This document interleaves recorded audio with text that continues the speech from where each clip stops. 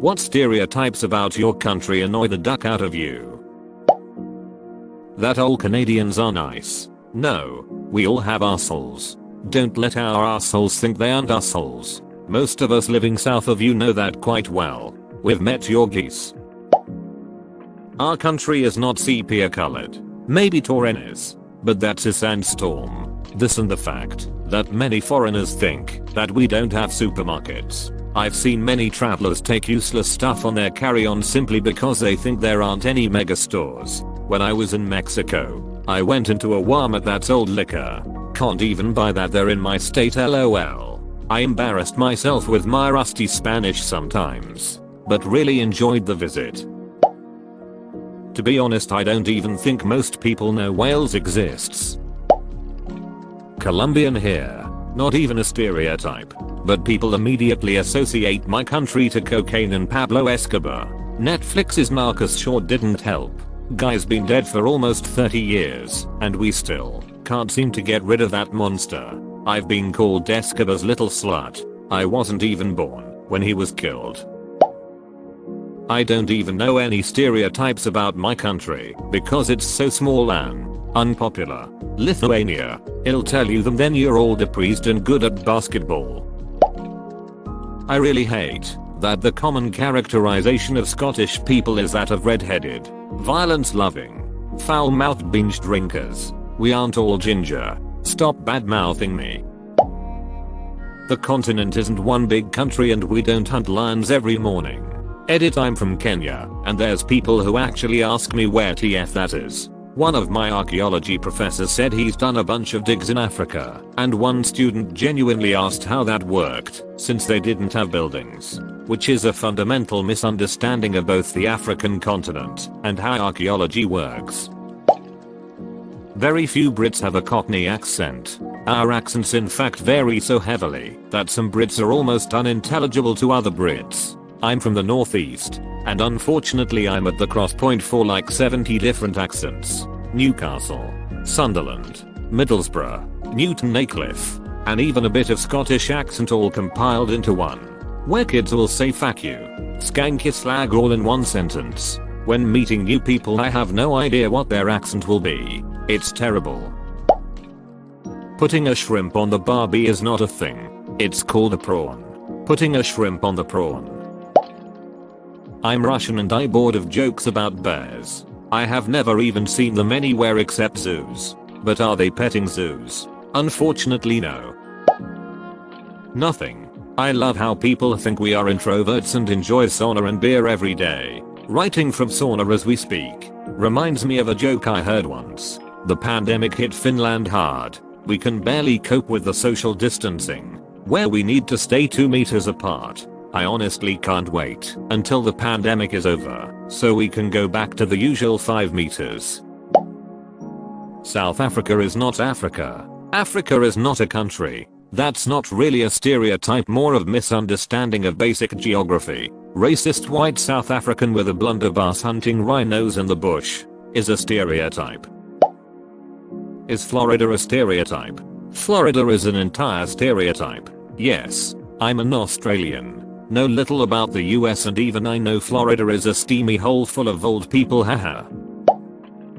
That our entire culture is Bavarian. I just don't get it. Edit also. No, the shitty pretzel at the school cafeteria isn't authentically German, Derek. Lots of Bavarians like Kingdom of Bavaria era Bavarians moved to the US to escape poverty during the 1800s. I know my family did at least. I think that's where a lot of the stereotypes come from. Interestingly, most of the early German settlers where I grew up were Hessians. So our German stereotypes were a little less focused on guys wearing lederhosen and blowing alpenhorns while drinking giant beers.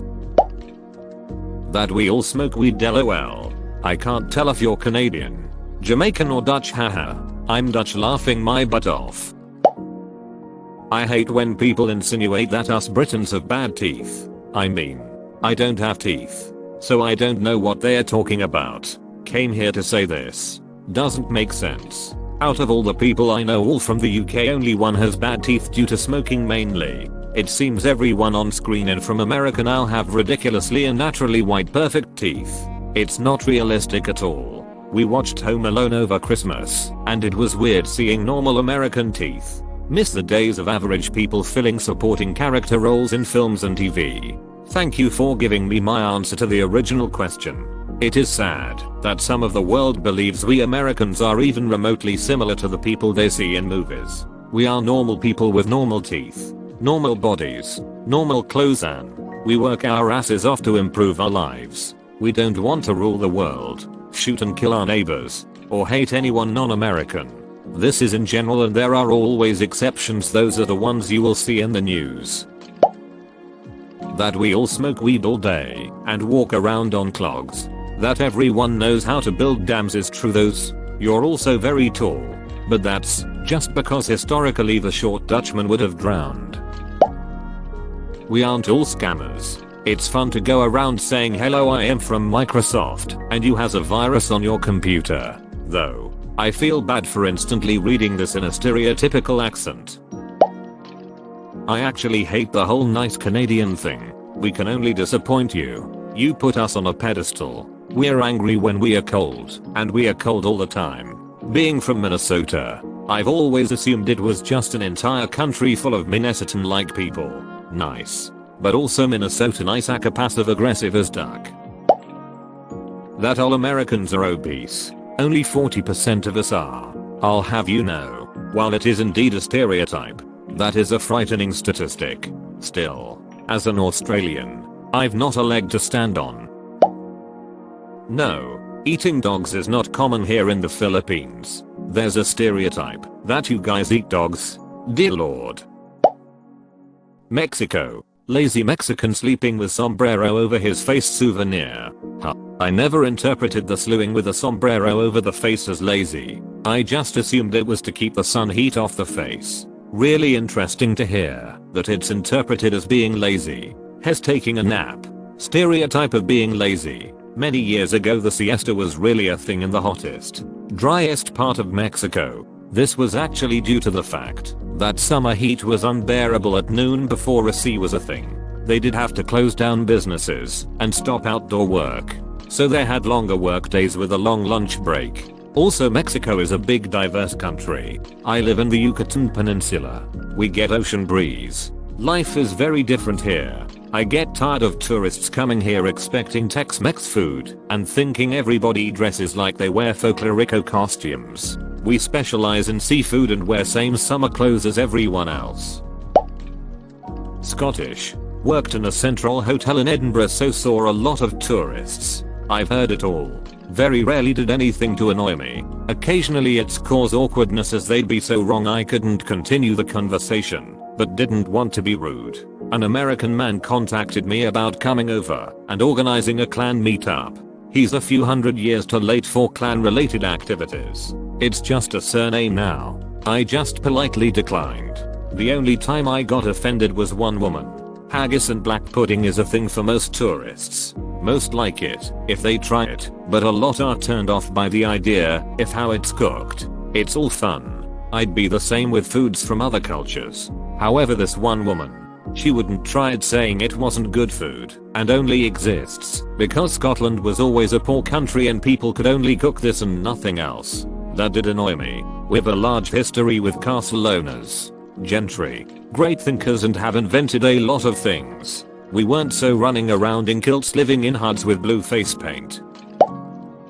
That all Australians sound like boggans. For some reason the movies over exaggerate our accent. The vast majority of us don't sound like that, although Queenslanders are the exception to the rule. I discovered working with some Aussies that they pronounce car keys and carcass in pretty much the same way depending on the level of accent. Pretty damn funny. That everything we say sounds aggressive and Hitleresque. About any word you speak with an adult voice sounds like this. In any language. Those shitty word comparison videos don't help. You can actually speak German with a soft voice. Also, at least we don't use one freaking word for like 800 different meanings. I was glad to watch Dark on Netflix in its original language. I got to hear normal family talk in German and not link that sound to any World War documentary or movie. Refreshing. Last movie I can remember watching in German was La La Land, quite some time ago. Edit, this is a long story, so I've got a too long didn't read at the bottom. If you don't want to read all this, I felt like I needed to leave none of the big stones unturned. And there's an awful lot of them. Not exactly sure if you'd call it a stereotype, but I'm so ducking over people mocking us with the phrase "a dingo took ate my baby." I'll tell you the story of how that sentence became a punchline. Lindy Chamberlain was put in prison for 3 years because nobody believed that a dingo actually took her baby Azaria when the family went camping in the Australian outback. In terms of young children being taken away by dingoes, it's not something that people considered to be impossible. None of the locals, rangers, campers and trackers doubted that Azaria could been taken by a dingo, but these people knew the outback and the wildlife that lives there. The people who prosecuted and put their prejudices on the Chamberlains clearly did not. From the law to the media to the general public, a lot of people absolutely scrutinized her and immediately jumped to the conclusion that she murdered her child. Some claimed that she was guilty because she wasn't acting like a stereotypical grieving mother. Some claimed she was guilty because they thought the name Azaria means sacrifice in the wilderness and not blessed by God. Some claimed that Lindy was part of a cult that killed infants, and others claimed that she practiced witchcraft. At best, the prosecution's evidence in the initial trial was flimsy, and at worst, the trial itself was heavily biased against her. However, in 1988, 8 years after the death of their daughter, Lindy and her husband Michael's convictions were overturned. This finally happened because the police stumbled upon Azaria's jacket whilst trying to find bones from a dead tourist that were taken away by dingoes. It was a true chance discovery that proved their innocence. This is where the jokes come in, and where the wider international spread of the phrase started. After the Chamberlain story was turned into the film A Cry in the Dark, the phrase "a dingo took my baby" became one of those go-to Australian things foreigners associate with us. Because, in their eyes, it's so absurd, so ridiculous that it just can't be true. It's like shrimp on the Barbie with a considerably darker story behind it. In 2012, the case was finally put to rest by a coroner who delivered her findings that Azaria Chamberlain was indeed taken and killed by a dingo. After 32 years, there were finally answers, and Lindy's suspicions were confirmed. Too long didn't read, the phrase "a dingo took ate my baby" originates from a true story involving a disturbing disappearance, an unspeakable amount of grief, a gross miscarriage of justice and intense public scrutiny, prejudice and bias. That's nothing to ducking laugh about.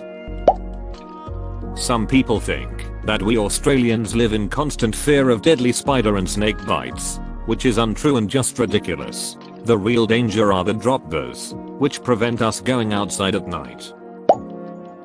Vampires. Am I supposed to abandon my traditions and heritage and dress up as a vampire to entertain foreigners? Yes. If I'm forced to own guns and eat Big Macs every day, you have to be a goddamned vampire. Now go get your cape and scare some tourists. Wouldn't say annoy, but it does amuse me. I'm from South Africa and spent some time working in the US, and this is what I learnt about South Africa from Americans. 1. I can't be from South Africa because I'm white. 2. We live in mud huts. 3. We ride lions to school, to work, for fun. 4. We don't have electricity. 5. South Africa is not a country, it is a region like South America. 6. When I asked some Americans to point out South Africa on a world map, it is apparently somewhere in Europe. 7. We don't have tarred roads, or cities, or any of the modern conveniences. It's just jungle and animals. Oh, and everyone has AIDS. Met a dude there once, and upon hearing that I'm from South Africa, he asked me if everyone assumes I live in a mud hut. Surprised, I asked how he guessed, because I'm from Greenland and everyone asks me if we live in igloos. Not every place here is a safe tropical playground for tourists to do whatever they want. Tourists need to be way more aware of their surroundings, considerate of locals, and overall careful. For example, many tourists drown in popular hotel touristic beaches, and Despacito died out a long time ago. Please let it stay dead, and please don't just invite yourself into the neighborhood it was filmed in. Puerto Rico. That all we do is drink, Even though statistics say we drink more than Germans and the Irish, we do not get blackout drunk every week. The reason statistics say we drink a lot is because if your wine glass is empty, someone will fill it up. This usually happens during dinner or if you have guests over. That we all love tea. I'm British, who didn't like tea? I have to say it's a pretty true stereotype.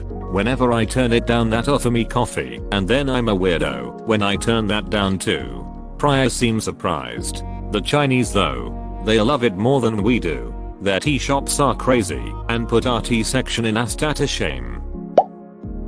Not really a stereotype, but I think I speak for everyone in the UK when I say it's Tuesday and it got old the day it came out. Especially for those of us that live in places that aren't in England. Especially for those of us that live in places that aren't in England. It's not even close to being all of England either. Just southeast England. The ignorant, stupid and violent Australian kids. I've pretended to not understand English to avoid such kids on my holidays, and I've received the response, "Learn Australian, ya dumb cunt," among others. They're easily recognized by their Australian flag board shorts and Southern Cross tattoos.